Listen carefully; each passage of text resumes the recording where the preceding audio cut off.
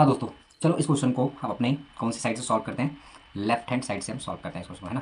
तो left hand side में हमारा जो क्वेश्चन है वो है 1 + tan² a है +1 + 1/में tan² a है ना।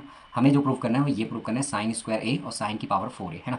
तो 1 + tan² a किसके बराबर होता है, 1 + tan² a जो बराबर होता है वो sec² a के बराबर, देख सकते हो 1 + tan² a जो है ना वो किसके बराबर है, sec² थीटा के बराबर है ना। अब बताओ, बीच में प्लस का निशान डाल दो 1। अच्छा, 1/tan² a मतलब 1/tan थीटा किसके बराबर होता है, cot थीटा के। मतलब 1/tan² a को हम क्या लिख सकते हैं, cot² a लिख सकते हैं, है ना।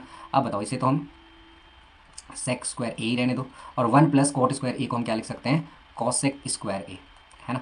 ये देखो कि 1 हमारा देखो 1 + cot² a जो है ना वो cosec² a के बराबर है ना।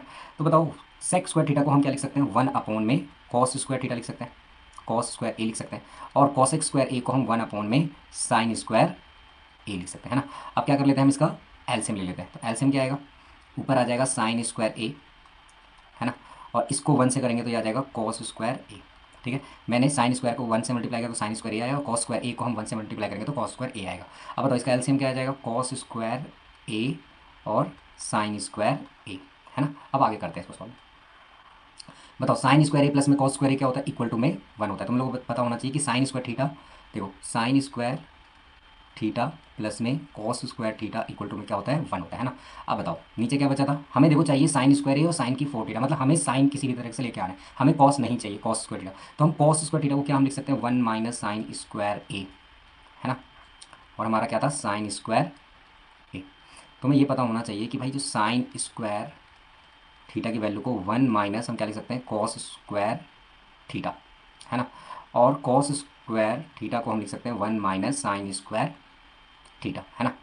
तो देखो, अब देखो sin² a को 1 से मल्टीप्लाई कर दो, फिर इससे मल्टीप्लाई कर दो, तो 1/में साइन को 1 से करोगे तो sin² a आ जाएगा, sin² a को sin² a से करोगे तो माइनस का sin² 4a आ जाएगा। ठीक है, तो ये रहा इस क्वेश्चन का सॉल्यूशन। ठीक है, अगर आपको समझ में नहीं है तो आप मुझे बता सकते हैं, जो क्लास में बच्चे मेरे पढ़ते हैं तो क्लास में आके क्वेश्चन दोबारा से पूछ सकते हैं अगर समझ में नहीं आया हो इस वीडियो में तो।